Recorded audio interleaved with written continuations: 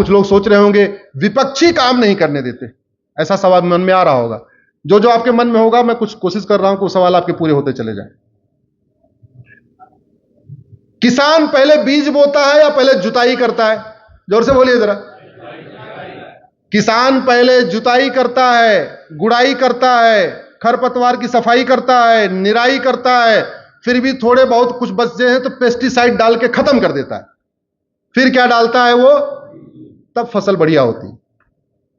भारत की संस्कृति को, भारत की परंपरा को मजबूत करने के लिए 100% अंग्रेजी कानून खत्म करने पड़ेंगे, 50 से ज्यादा कांग्रेसी कानून खत्म करने पड़ेंगे। लेकिन अंग्रेजी कानून खत्म करने पर शायद उतना विरोध नहीं होगा। हालांकि 1937 का शरीयत एक्ट खत्म करने पर थोड़ा विरोध होगा, वो भी अंग्रेजी कानून है। लेकिन जैसे ही कांग्रेसी कानून खत्म करने जाएंगे, कांग्रेस भारत में झूठ के सहारे जहर फैलाएगी। तो तरीका क्या है? सबसे पहले झूठ को गंभीर अपराध घोषित कर दिया जाए, जिससे कोई झूठ बोल ही ना पाए। जो पेड मीडिया झूठ फैलाती है, अभी रूस ने बहुत बढ़िया काम किया। रूस ने झूठ बोलने पे 10 से 20 साल की सजा का कानून बनाया।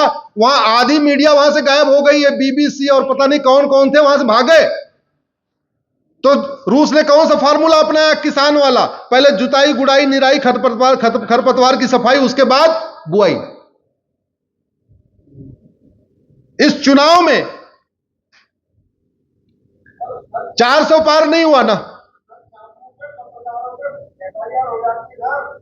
इस चुनाव में 400 पार नहीं हुआ। आशा थी होगा, नारा भी दिया। जानते हैं गड़बड़ कैसे हो गई?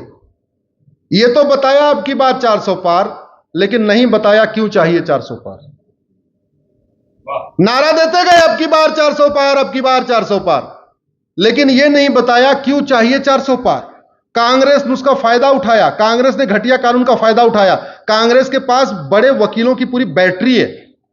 कांग्रेस को पता है झूठा वीडियो बनाना गंभीर अपराध नहीं है, झूठी बात फैलाना गंभीर अपराध नहीं है। कांग्रेस ने 25 से ज्यादा फेक वीडियो फैलवा दिए, दलितों के बीच में फैलवा दिया। 400 पार इसलिए चाहिए कि आरक्षण खत्म करना। मराठों के बीच में इसलिए फैलवा दिया कि मराठों का जो रिजर्वेशन चल रहा था उसको भी बंद करना। जाटों के बीच में कुछ अलग वीडियो फैलवा दिया, दलितों के बीच में कुछ अलग वीडियो फैला दिया, बंगाल में कुछ अलग वीडियो फैलवाया। 25 से ज्यादा वीडियो। अब आप सोच सकते हैं, 5 वीडियो प्रधानमंत्री जी का फेक वीडियो उन्होंने फैलाया और 5 गृह मंत्री जी का फेक वीडियो फैलाया। और कानून इतना घटिया हुआ कि आज तक जिसने प्रधानमंत्री और गृह मंत्री जी का वीडियो फेक फैलाया उसको कुछ नहीं हुआ। तो इसलिए अब की बार 400 पार नहीं आया झूठ के कारण। और झूठ का मूल कारण क्या है? घटिया। तो इस घटिया कानून के कारण हमारी 400 पार नहीं आई। दूसरा, 400 पार न होने के एक बड़ा कारण है, वैसे 5 कारण है, हम 2 बताएंगे, बाकी 3 आप लोग कार्यकर्ता खुद ही समझ सकते हैं, वैभव भी जानते होंगे। दूसरा, सबको 1-1 लाख रुपए देंगे, खटाखट खटाखट खटाखट। मेरी पीआईएल सुप्रीम कोर्ट में चल रही है। जब मैंने फाइल किया था तो उस समय भारत के ऊपर 150 लाख करोड़ का कर्ज था, और भी मेरी पीआईएल चली रही है। इस समय भारत के ऊपर 225 लाख करोड़ का कर्जा है। कितना कर्जा भारत के ऊपर? 225 लाख करोड़। यानी हम जितने लोग हाल में बैठे हैं या जितने भी भारतीय हैं, सबके ऊपर 1.5 लाख रुपए का कर्जा है। हमने एक यूनिफॉर्म मैनिफेस्टो लागू कर दिया होता, एक यूनिफॉर्म इलेक्शन कोड लागू कर दिया होता और स्टैंडर्ड मैनिफेस्टो का फॉर्मेट बना दिया होता, और यह अनिवार्य किया होता कि जो भी घोषणाएं होंगी सबका फॉर्मेट एक होगा। सारी पॉलिटिकल पार्टियों को इस फॉर्मेट को भरना पड़ेगा। उसमें यह लिखना पड़ेगा देश के ऊपर कितना कर्जा है और मेरी खटाखट वाली स्कीम से कितना और बर्डन आएगा, और जब टोटल इतना कर्जा हो जाएगा तो उसको हम कहां से वापस रिकवर करेंगे। इतना अनिवार्य कर दिया जाता तो खटाखट स्कीम लॉन्च होती क्या? नुकसान किया कि नहीं किया? तो यूनिफॉर्म इलेक्शन कोड नहीं था, चूंकि रिप्रेजेंटेशन ऑफ पीपल एक्ट 1951 वाला नेहरू जी वाला चल रहा है, तो खटाखट स्कीम लॉन्च हो गई। कानून बदल दिया होता, खटाखट स्कीम लॉन्च नहीं होती। एक खालिस्तानी आके संसद में बैठ गया, एक कश्मीर का अलगाववादी आके बैठ गया। क्यों बैठ गया? क्योंकि 1951 का कानून महाघटिया है। समय काफी हो चुका है। मैं केवल आपको अल्टीमेटली इतना बताना चाहता हूं कि भारत की कोई भी समस्या लाइलाज नहीं है। भारत की कोई भी समस्या विश्वव्यापी नहीं है। भारत की 100% समस्याओं का समाधान है। और मैं इस पूरे दावे के साथ कहता हूं, भारत की 80% समस्याओं का समाधान केवल और केवल कानून बना के या कानून बदल के या घटिया कानून को खत्म करके और नया कानून बना के हो सकता है। और कानून बनाने की कोई लागत नहीं होती, इसका मतलब बिना एक पैसा खर्च किए भारत की 80% समस्याओं का समाधान किया जा सकता है। एग्जाम्पल मैंने पहले दे दिया था, जो समस्या भारत में है वो चीन में भी नहीं है, और जो समस्या भारत में है वो दुबई में भी नहीं है, जो समस्या भारत में है वो सिंगापुर में भी नहीं है, जो समस्या भारत में है वो कोरिया में भी नहीं है। ऐसा नहीं कि वहां के शासक हमारे शासक से ज्यादा ईमानदार हैं, ज्यादा मेहनती हैं, ज्यादा राष्ट्रभक्त हैं। शासक का अंतर नहीं है, डॉक्टर का अंतर नहीं है। किसका अंतर है? दवाई का। और एक बात याद रखिएगा, डॉक्टर बदलने से बीमारी ठीक नहीं होती है, बीमारी ठीक होती है दवाई बदलने से, क्योंकि डॉक्टर शरीर के अंदर नहीं जाता। और एक बात और बता दूं, समाज बदलने से व्यवस्था नहीं बदलती, समाज बदलने से परिवर्तन नहीं आता। कानून बदलने से व्यवस्था बदलती है, और व्यवस्था बदलती है तो समाज बदलता है। समाज बदलने से व्यवस्था बदलने में सैकड़ों साल लगते हैं, कानून बदलने से व्यवस्था बदलने में साल 2 साल लगता है। और हर चीज का इलाज समाज नहीं है। समाज धर्म की जय कर सकता है, समाज अधर्म का नाश नहीं कर सकता।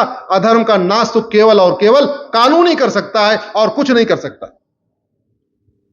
भारत की जितनी समस्याएं हैं, घूसखोरी, कमीशनखोरी, जमाखोरी, मिलावटखोरी, कालाबाजारी, नशा तस्करी, इसको समाज बदल सकता है क्या? मैं कह रहा हूं, कानून मैं बना देता हूं, 1 महीने के बाद से भारत में 100% खत्म हो जाएगा। घुसपैठ, धर्मांतरण, जनसंख्या विस्फोट, पत्थरबाजी समाज के बदलने से रुकेगा क्या? मैं कह रहा हूं, मैं आज कानून बनाता हूं, 1 महीने के बाद भारत में न पत्थरबाजी होगी, न धर्मांतरण होगा, न घुसपैठ होगी। और मैं एक और कहता हूं, बिना एनआरसी के सारे घुसपैठिए भारत छोड़ के भाग जाएंगे। आप मुझे बताइए, घुसपैठ राष्ट्रीय सुरक्षा के लिए खतरा है कि नहीं? जोर से बोलिए जरा। और राष्ट्र की सुरक्षा के लिए जो खतरा होता है, उससे निपटने के लिए कानून है, उसका नाम है एनएसए, नेशनल सिक्योरिटी एक्ट, है भारत में। लेकिन एनएसए में हमने राष्ट्र की सुरक्षा के लिए खतरा क्या वो डिफाइन ही नहीं किया। तो इसलिए कोई भी भारत की पुलिस एनएसए लगाती नहीं घुसपैठियों को। यह घुसपैठ हमारी एकता अखंडता के लिए खतरा है कि नहीं? उससे निपटने के लिए हमारे पास कानून है यूएपीए, लेकिन यूएपीए में एकता अखंडता के लिए क्या खतरा हमने डिफाइन ही नहीं किया, तो पुलिस लगाती नहीं। घुसपैठ देशद्रोह है कि नहीं? देशद्रोह की धारा है हमारे पास, लेकिन देशद्रोह को हमने डिफाइन नहीं किया, तो पुलिस देशद्रोह की धारा नहीं लगाती। घुसपैठ इनडायरेक्ट वॉर है कि नहीं? अप्रत्यक्ष युद्ध है, भारत की डेमोग्राफी बदलने के लिए आ रहे, इनडायरेक्ट वॉर की धारा है, लेकिन वेजिंग वॉर का हमने डिफाइन ही नहीं किया। वेजिंग वॉर होता क्या है, तो पुलिस वेजिंग वॉर की धारा नहीं लगाती। घुसपैठ एक ऑर्गेनाइज क्राइम है कि नहीं? संगठित अपराध है कि नहीं? उससे निपटने के लिए महाराष्ट्र के पास मकोका है, गुजरात के पास गुजकोका है, मध्य प्रदेश के पास गैंगस्टर एक्ट है, यूपी के पास गैंगस्टर एक्ट है, लगाते ही नहीं है, क्योंकि हमने ऑर्गेनाइज क्राइम को डिफाइन ही नहीं किया। और एक बात और, भारत में कोई अपनी जाति बदल सकता है क्या? जोर से बोलिए। मैं ब्राह्मण हूं, कल मैं दलित बन सकता हूं क्या? अगर मैं ब्राह्मण होकर कल दलित नहीं बन सकता, तो मैं हिंदू होकर कल मुसलमान कैसे बन सकता हूं, ईसाई कैसे बन सकता हूं? समझे नहीं? अरे जो जातिगत व्यवस्था जो अभी है 1500 साल पुरानी या 2000 साल पुरानी, जब उसको बदलने का अधिकार नहीं है, तो इतनी पुरानी व्यवस्था उसको बदलने का अधिकार कैसे हो सकता है?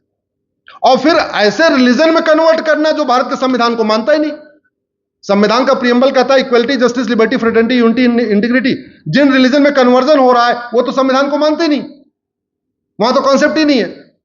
इसलिए मैं कह रहा हूं, भारत की सभी समस्याओं का समाधान हो सकता है, बस एक बार उस पर जागरण हो, जागरूकता हो। और इसीलिए मंडे टू फ्राइडे मैं कोर्ट में रहता हूं, सैटरडे संडे आप लोगों के बीच में रहता हूं।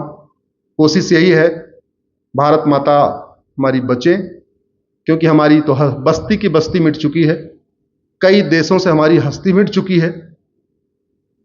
भारत में जो हम 75% बचे हुए हैं, इतना बच जाए बहुत बड़ी बात है। लेकिन हाथ पे हाथ रख के बैठ के नहीं होगा, करना पड़ेगा। अधर्म का नाश किए बिना धर्म की जय नहीं होगी,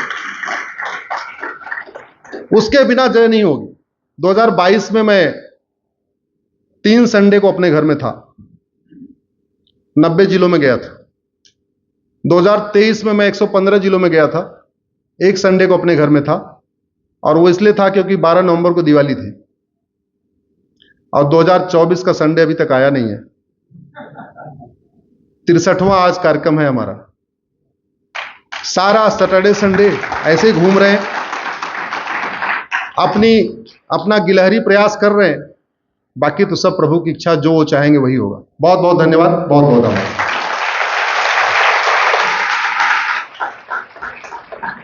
बहुत बहुत धन्यवाद।